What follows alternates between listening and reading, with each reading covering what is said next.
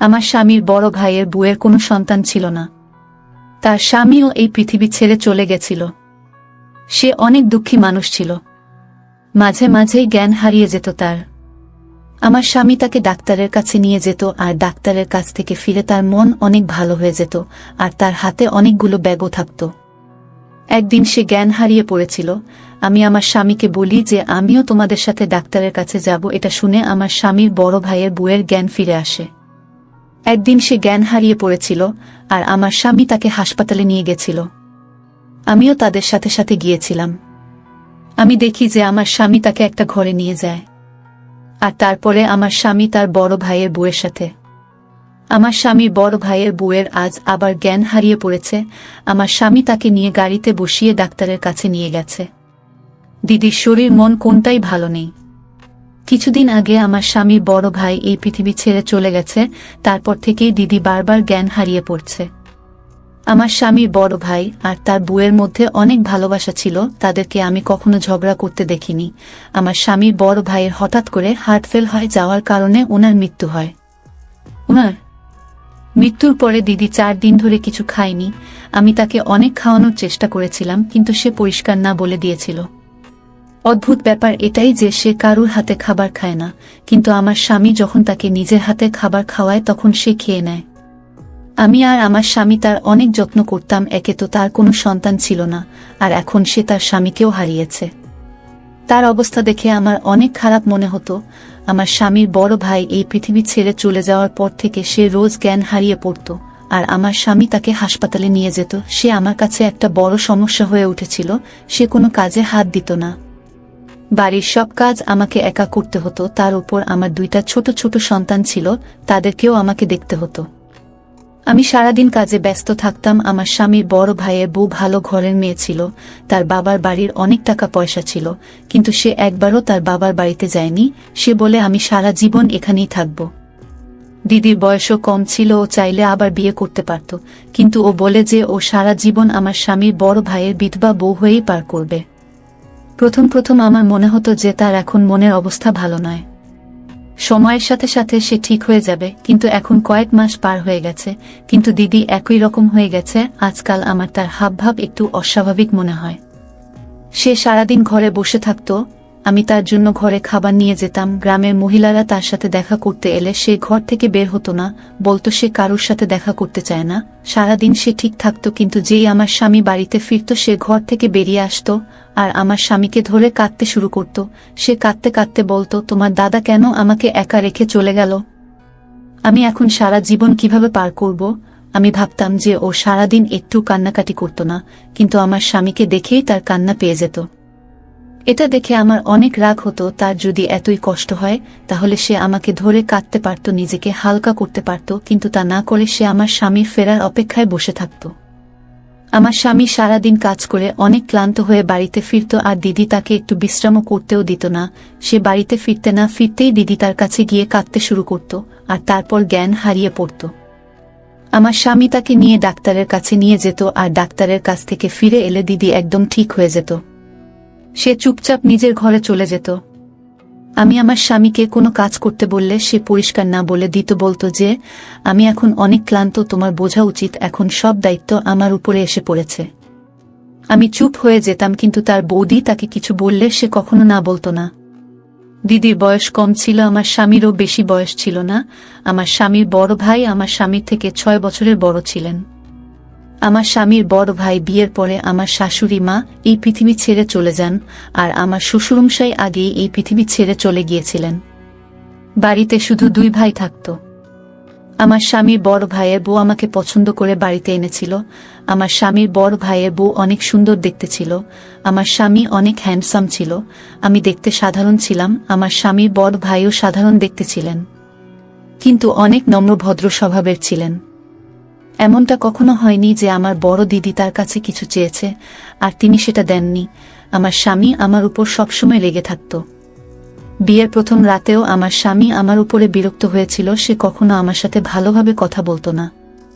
আমার 2টা সন্তান ছিল, কিন্তু আমার বড় দিদির কোনো সন্তান ছিল না। তাও আমি কোনোদিন দেখিনি তাকে আমার সন্তানদেরকে আদর করতে। তার নিজের কোনো সন্তান নেই। সে আমার সন্তানদেরকে কোলে নিয়ে নিজের সন্তানের শখ মেটাতে পারত, কিন্তু সে সারাদিন নিজেকে নিয়েই ব্যস্ত থাকত। বাড়ির সব কাজকর্মের দায়িত্ব সে আমার উপর ছেড়ে দিয়েছিল। নিজে কখনো জিমে গিয়ে নিজের শরীরটা বাড়াতো, আবার কখনো পার্লারে গিয়ে নিজেকে আরো সুন্দর করে তোলার চেষ্টা করত। আমার স্বামী আমার থেকে দূরে দূরে থাকত। আমি রাতেই সাজার সময় পেতাম, কারণ আমার বড় দিদি সারাদিন আমাকে রান্নাঘরে ব্যস্ত রাখত। কিন্তু আরহান বলতো, রাতে সেজে কি লাভ? আমি যখন বাড়িতে আসি তখন তুমি ঘেমে ঘুমের মধ্যে থাকো। তুমি এমন ভাবে থাকো যে তোমার দিকে তাকাতে ইচ্ছে করে না। আমি বাড়ি ফেরার আগেই তুমি সব কাজ সেরে তৈরি হয়ে থাকবে। বৌদিকে দেখো কেমন, দাদা বাড়ি ফেরার আগেই সেজে তৈরি হয়ে থাকে, তাকে দেখতে কত ভালো দেখায়।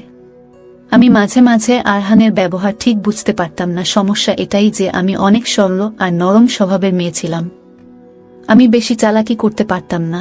বিয়ের প্রথম রাতে আমার স্বামী আমাকে বলেছিল যে আমি যেন আমার বড় দিদির কোনো কথা অমান্য না করি, তাই আজও আমি কখনো তার কথা অমান্য করিনি। তার সাথে কোনোদিন ঝগড়া করিনি। আমার শরীরের রং সাদা ছিল, কিন্তু আমার সময় হতো না আরহানের বাড়ি ফেরার আগে সেজে তৈরি হবার। একদিন আমি চেষ্টা করেছিলাম রান্নাঘরের সব কাজ তাড়াতাড়ি সেরে তৈরি হতে, কিন্তু যেই আমি ঘরে যাচ্ছিলাম অমনি আমার বড় দিদি সেজে তার ঘর থেকে বেরিয়ে আসে। এসে বলে, সিজা, তুমি তো আরহানের জন্য স্যালাড বানাওনি। তুমি জানো না ও স্যালাড কত ভালোবাসে? কি রকম বউ তুমি? তোমার স্বামীর পছন্দ অপছন্দের ব্যাপারে তুমি কিছুই জানো না। আমাকে দেখো, জামালের সাথে সাথে আমি আরহানেরও পছন্দের খেয়াল রাখি। আমি রান্নাঘরে গিয়ে স্যালাড বানাতে শুরু করি। যখন আরহান বাড়িতে আসে তখন দিদি গিয়ে হাসতে হাসতে দরজা খুলে তাকে সালাম করে। আরহানও হেসে সালাম করে আর বলে, বৌদি, আজ তোমাকে অনেক সুন্দর দেখাচ্ছে। তুমি তোমার বোনকেও একটু সাজা শিখিয়ে দিও তো। যখনই আমি বাড়িতে ফিরে আসি তখনই সে রান্নাঘরে ব্যস্ত থাকে। তার কাছে গেলেই আদা রসুন আর হলুদের গন্ধ আমার নাকে পায়, আর আমার মনটাই খারাপ হয়ে যায়। দিদি ফিক ফিক করে হাসতে শুরু করে আর বলে, আরহান, তোমার বউ অনেক সুন্দর।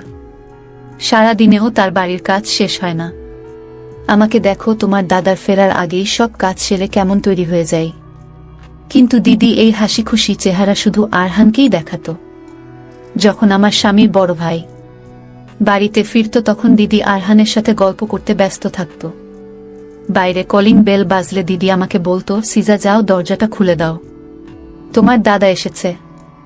আমি স্যালাড আর রুটি বানিয়ে রান্নাঘর থেকে বেরিয়ে দরজাটা খুলতাম আর আমার স্বামীর বড় ভাইকে সালাম করতাম। তারপরে আমি নিজের ঘরে চলে যেতাম।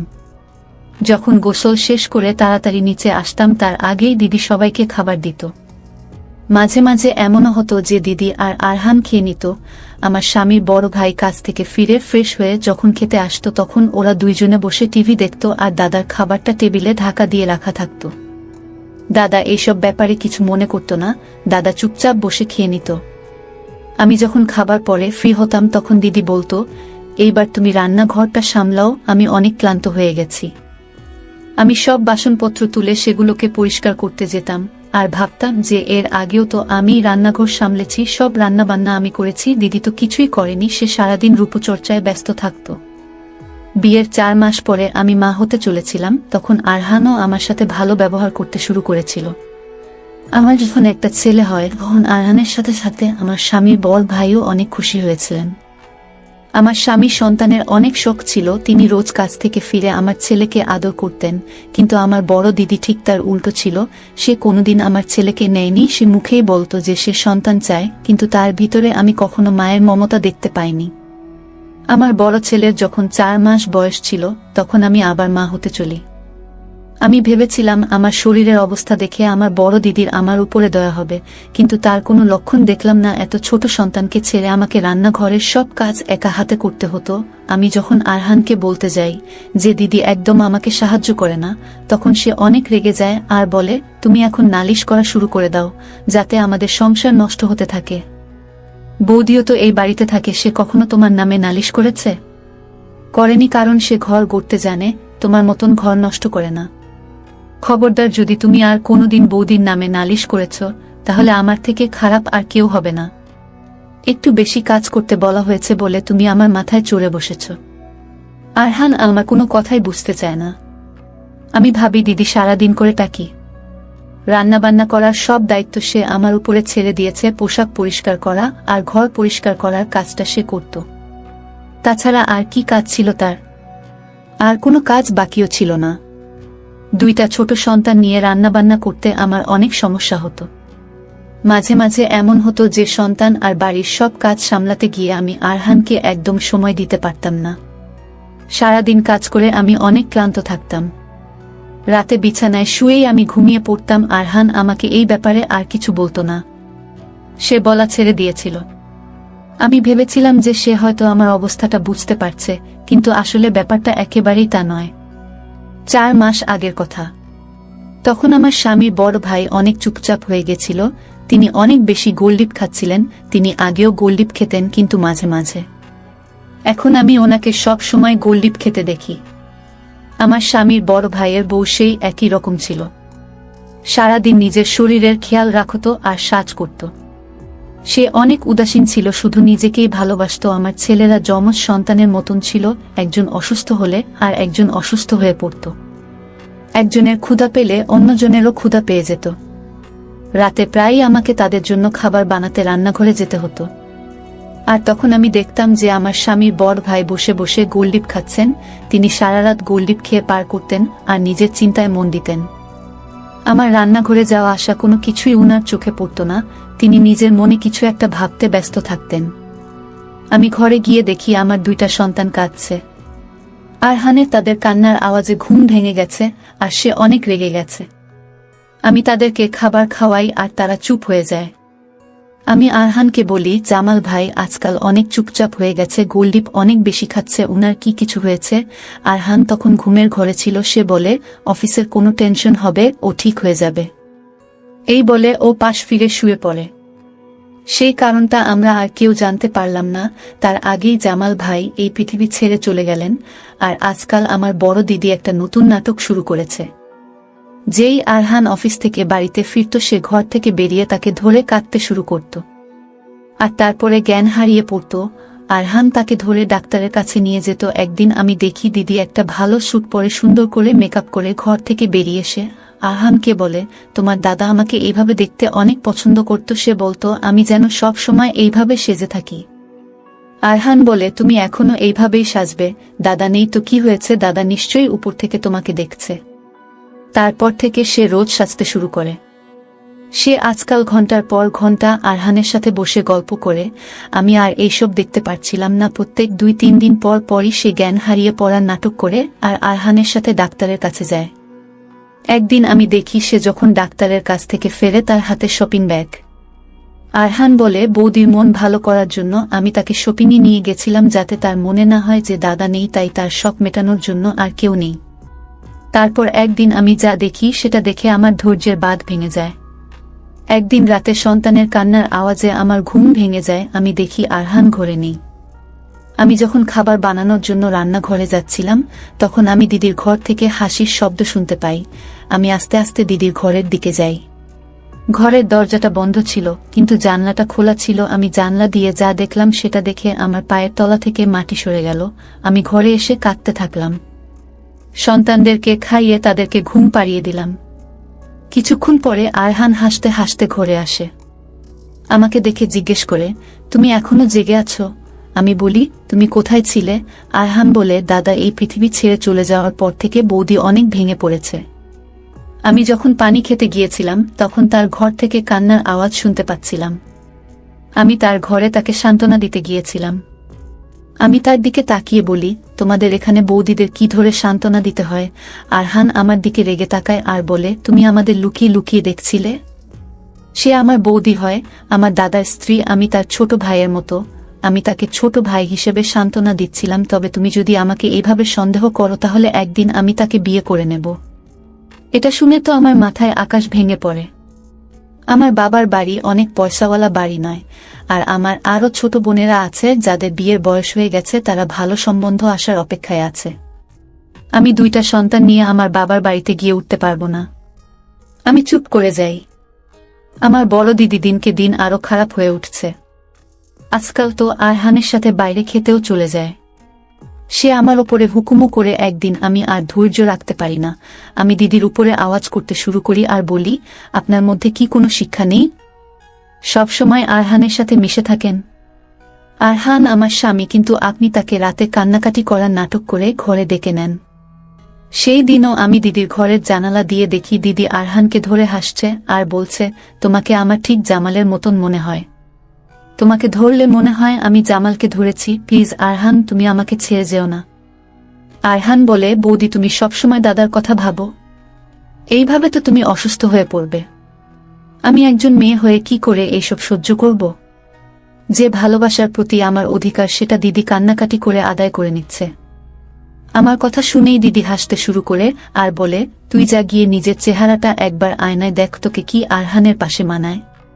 তোকে ওর পাশে ওর কাজের মেয়ে মনে হয়। আমি বলি, তাহলে আপনি কেন আমাকে নিজের স্বামীর ভাইয়ের বউ হিসেবে পছন্দ করে এনেছেন? তার জন্য কোনো সুন্দরী মেয়ে আনতে পারতেন। মানুষ দেখতে যেমনই হোক না কেন সে কখনো অন্যায় সহ্য করতে পারে না। আমিও পারছিলাম না। আমার এই কথা শুনেও দিদি হাসতে থাকে আর বলে, আমি ইচ্ছা করে তোর মতন সাধারণ মেয়েকে আরহানের বউ করে এনেছি, কারণ আমি জানতাম যে আরহানের তোর মতন মেয়ে পছন্দ নয়, তাই আমি তোকে আরহানের বউ করে এনেছি। আমার আরহানের জন্য তোর মতনই একটা সাধারণ দেখতে মেয়ের দরকার ছিল, যাতে সে তোর পরিবর্তে আমাকে বেশি দেখে আর আমার বেশি প্রশংসা করে, কারণ আমার সাথে এমনটাই হয়েছিল। আমি অনেক সুন্দরী ছিলাম, কিন্তু আমার বাবা জামালের মতন একজন সাধারণ দেখতে ছেলেকে আমার জন্য পছন্দ করেছিল শুধু তার ভালো ব্যবহার দেখে। যখন আমি বিয়ে করে এই বাড়িতে আসি তখন আমি আরহানকে প্রথমবার দেখি আর ওকে দেখেই আমি ওর ভালোবাসায় পড়ে যাই। আমি জামালের সাথে বিয়ের রাত পার করি, কিন্তু আমার মনে শুধুই আরহান ছিল। জামাল আমার অনেক প্রশংসা করত, কিন্তু তার মুখ থেকে প্রশংসা শুনতে আমার ভালো মনে হতো না। আমি শুধু আরহানের জন্য সাজতাম। সমস্যা এটাই ছিল যে আরহান সব সময় আমার থেকে দূরে দূরে থাকত। হয়তো আমি ওর দাদার বউ হই তাই সে আমার থেকে দূরত্ব বজায় রাখত, কিন্তু সেটা আমার ভালো মনে হতো না। আমি মনে মনে আরহানকে চাইতাম। তখন আমার শাশুড়ি মা অনেক অসুস্থ ছিলেন, ওনার আমার সেবা যত্নের প্রয়োজন ছিল, কিন্তু আমার স্বামী বা শাশুড়ি কারোর প্রতি কোনো টান ছিল না। আমি শুধু একজন সুন্দর ছেলে খুঁজছিলাম, আর আরহান আমার মতে অনেক সুন্দর ছিল। জামাল সন্তানদের চেয়েছিল, কিন্তু আমার কাছে আমার শরীরটা বেশি দামি। আমি আমার শরীর এটা নষ্ট করতে চাইনি। এমনটা নয় যে আমি খারাপ বা জামালের মধ্যে কোনো সমস্যা ছিল। আমি ইচ্ছে করেই সন্তানের সমস্যা রাখিনি। আমি সন্তান চাইনি, আর এই অজুহাতে আমি জামালের থেকে দূরে থাকতে পারতাম আর আরহানের কাছে যাওয়ার চেষ্টা করতাম। আমার শাশুড়ি মা এই পৃথিবী ছেড়ে চলে যাওয়ার পরে আমি আরহানের সাথে কথা বলতে শুরু করি। জামালের এটাই মনে হয়েছিল যে আমি হয়তো তার ভাইয়ের খেয়াল রাখছি, ওকে ওর মায়ের অভাব বুঝতে দিচ্ছি না। আরহান যখন অফিস থেকে ফিরত তখন আমি সেজে ওর সামনে গিয়ে দাঁড়াতাম আর তাকে জিজ্ঞেস করতাম যে আমাকে কেমন মনে হচ্ছে, কারণ আমি চাইতাম যে ও আমার দিকে তাকাক আর আমার প্রশংসা করুক। ওর মুখ থেকে প্রশংসা শুনে আমার মন ভরে যেত। আরহানের বউ যদি আমার থেকে বেশি সুন্দরী হতো তাহলে আরহান তার প্রশংসা করতে ব্যস্ত হয়ে পড়ত। আমি সেটা কি করে সহ্য করতাম? বিয়ের প্রথম দিন আরহান আমাকে বলেছিল, বৌদি তুমি কেন এমন একটা মেয়েকে আমার জন্য পছন্দ করে আনলে? তুমি তোমার মতন কাউকে আমার জন্য আনতে পারতে। এটা শুনে আমার মন আনন্দে ভরে উঠেছিল। আমি ইচ্ছা করে তোকে সারাদিন রান্নাঘরে ব্যস্ত রাখতাম যাতে তুই কোনো মতেই আরহানের মন জয় করতে না পারিস। এইভাবে ভালোই দিন পার হচ্ছিল, কিন্তু একদিন জামালের আমার উপরে সন্দেহ হয়। সে বুঝতে পারে যে আমি আরহানকে ভালোবাসি। সে আমাকে সেটা জিজ্ঞেস করতে আমি নিজের মুখে সেটা স্বীকারও করে ফেলি। আমি জামালকে এটাও বলে ফেলি যে আমি তাকে ভালোবাসি না, আমি তার সাথে বাধ্য হয়ে সংসার করছি। এটা শোনার পর থেকে জামাল আর আমার সাথে এক ঘরে ঘুমাতো না। সে সারা রাত বাহিরে বসে থাকত। এই কথাটা হয়তো সে সহ্য করতে পারেনি, তাই সে তাড়াতাড়ি এই পৃথিবী ছেড়ে চলে গেছে। এখন আমার মন প্রাণ শুধুই আরহান। ওই দিনটা খুব তাড়াতাড়ি আসতে চলেছে, যেই দিন আরহান তোকে বাড়ি থেকে বের করে দেবে আর আমাকে বিয়ে করবে। আমি অবাক হয়ে আমার বড় দিদির খারাপ কথাগুলো শুনছিলাম, তখনই আমার চোখ পড়ে যে বাইরের দরজাটা খোলা। সেটা দিয়ে আরহান বাড়িতে ঢোকে আর এসে তার বৌদির শরীরে একটা মারে আর বলে, আমি তোমাকে আমার বড় দিদির মতন দেখতাম আর তুমি আমাকে এইভাবে ঠকালে। আমি যদি তোমার এই খারাপ মানসিকতার কথা আগে জানতাম তাহলে কোনোদিন তোমার সাথে কথা বলতাম না। তুমি আমার দাদাকে মৃত্যুর মুখে পৌঁছে দিয়েছ। তুমি এক্ষুনি এই বাড়ি থেকে বেরিয়ে যাও, না হলে আমি তোমাকে প্রাণে শেষ করে দিব। আরহানের রাগ দেখে মনে হচ্ছিল যে সে তার বৌদির সব কথা শুনে ফেলেছে। আমি সৃষ্টিকর্তাকে ধন্যবাদ জানালাম যে আরহান সবটা জেনে গেছে। আমার কথা তো সে কখনোই বিশ্বাস করত না। ভালো হয়েছে ও নিজের কানেই সবটা শুনেছে। দিদি বাড়ি থেকে বেরিয়ে যায়। আরহান আমার সামনে মাথা নিচু করে বলে, আমাকে তুমি ক্ষমা করে দাও। আমি তোমার সাথে অন্যায় করেছি।